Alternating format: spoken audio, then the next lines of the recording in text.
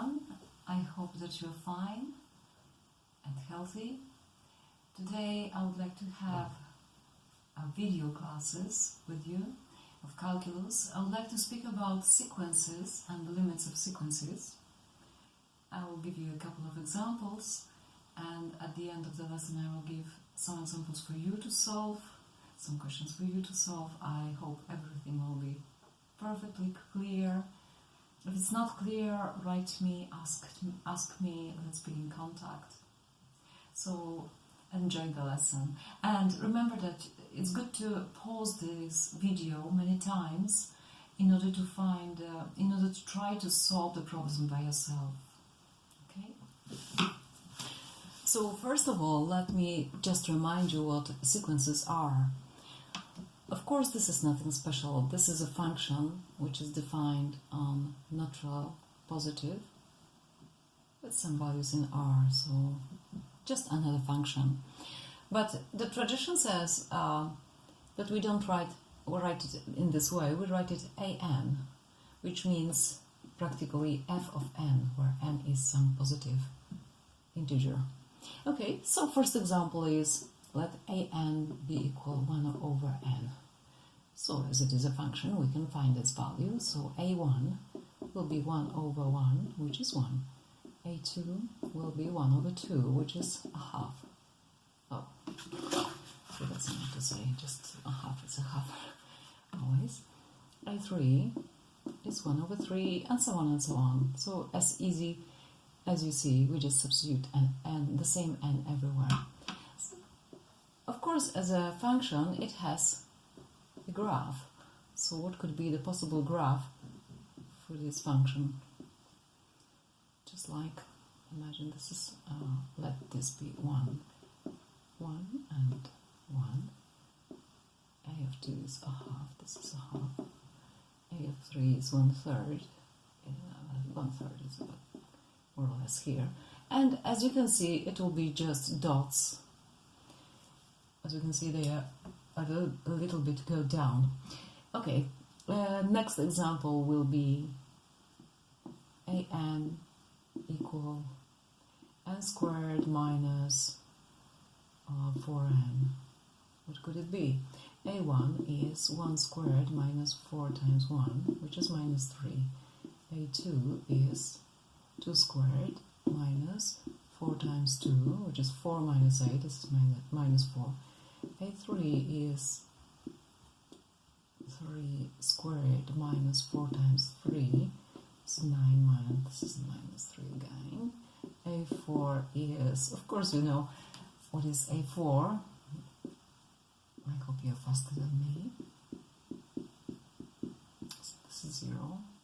a5 is 25 minus 20, which is 5, and so on and so on. We just substitute in place of n the number 1, 2, 3, and so on. So what could be the graph of this function? Okay, so 1, 2, 3, 4, and 5. So for a1 is minus 3. Of a2 is minus 4. Minus 4 is here. a3 is minus 3 again. a4 is 0. a5 is 5.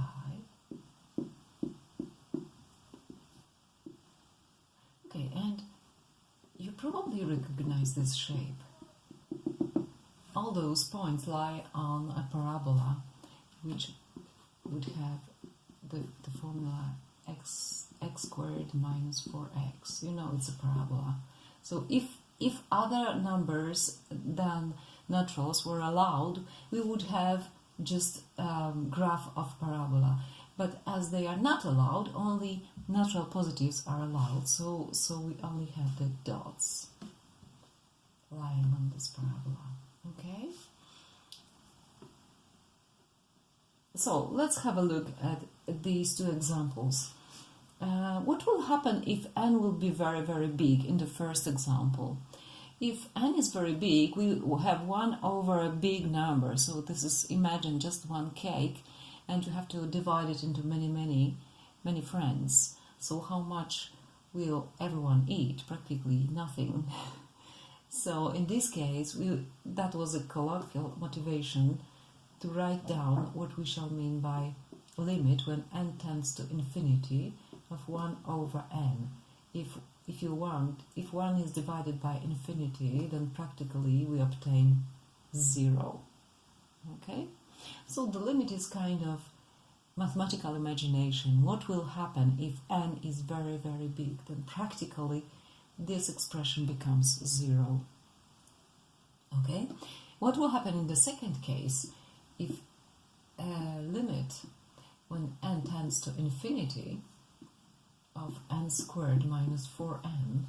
Well, it's harder to say because this will be very big. We will say it tends to infinity. Imagine n is very big, so this is also big. But this is also big. 4 times very much is also very big. Okay, so let's make a trick number 1.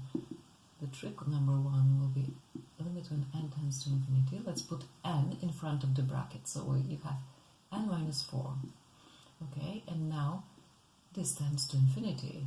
This also is a very big number. So if you multiply two big numbers, you obtain really very much. So we have plus infinity as the limit. Okay? So that's the first thing. That's the first example.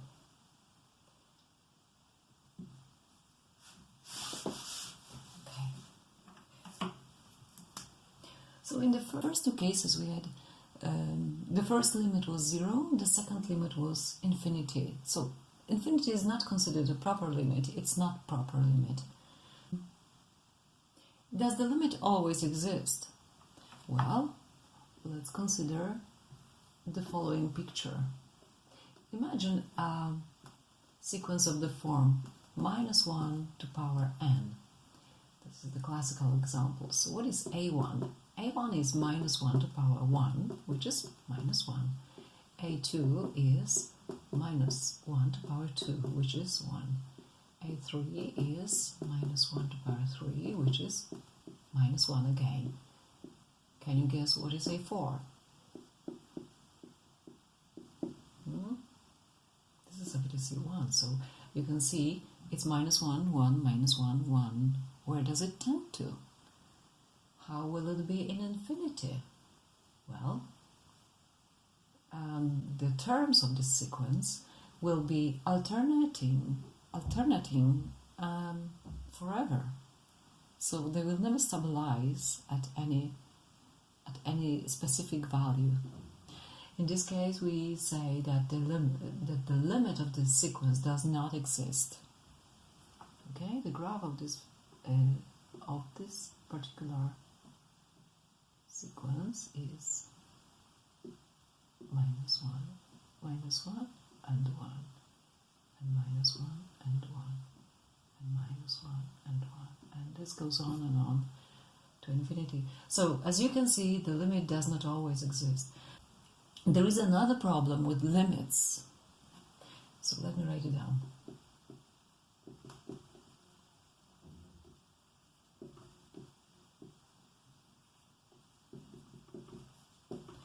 The limit does not always exist.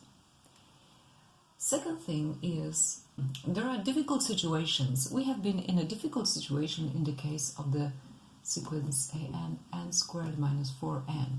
We had to make some trick with excluding n in front of the bracket and then considering the bracket and n separately. This is a more general situation. Generally, we cannot say how much is infinity, that was infinity, minus infinity. It's really hard to say. In this case, it occurred that was equal to infinity. But it might be anything. It might be 0, that might be 17. Okay. Another troublesome situation is when you have 1 to infinity, because that might tend really to very much or to 1. We don't know. We have problems with 0 to infinity, or we have problems with infinity divided by infinity. these are indefinite symbols. So in each of these cases, we shall be doing some tricks to answer the question if the limit exists and how much it is. But one thing is obvious: if you have some specific number like 17 and you divide it by infinity, then of course this tends to 0. It's like even 17 cakes, but divided into infinitely many friends will not help. Anyone will go hungry. So this tends to infinity. It's another notation for the limit. Okay, so let's consider next examples. Next example is the following. Okay, these are indefinite.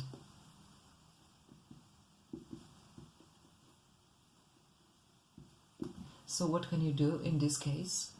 Use a trick. So all I'm gonna do today is to show you some tricks. In finding limits of sequences. So this is our aim of today, showing you some tricks. So imagine you are in a circus, a kind of mathematical circus.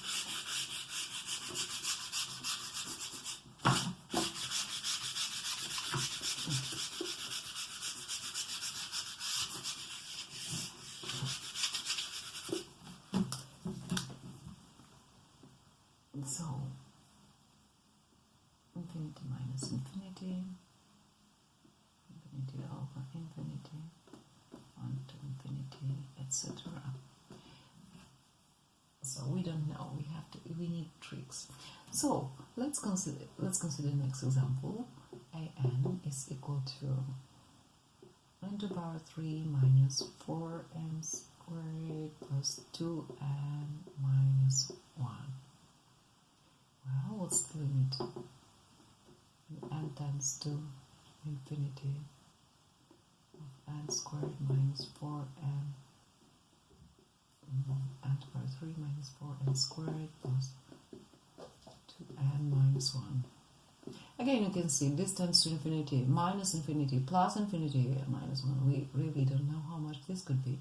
In this case, the trick number 2 would be, or rather number 1, put n to the power 3 in front of the bracket. So what do we have? We have 1 out of these. Then we have minus 4 over n. Then we have 2 over n squared. Then we have minus 1 over n to the power 3. So if you multiply it back, you will see it's absolutely the same. So it's just another form of writing. Okay. Now let's observe. This obviously tends to infinity. This is 1 always. Nothing is changing. This obviously tends to 0 because 4 over infinity is 0. This also tends to 0, and this also tends to 0. So practically the whole bracket tends to 1. This tends to 1. So we have infinity times 1. So this is obviously infinity. Okay.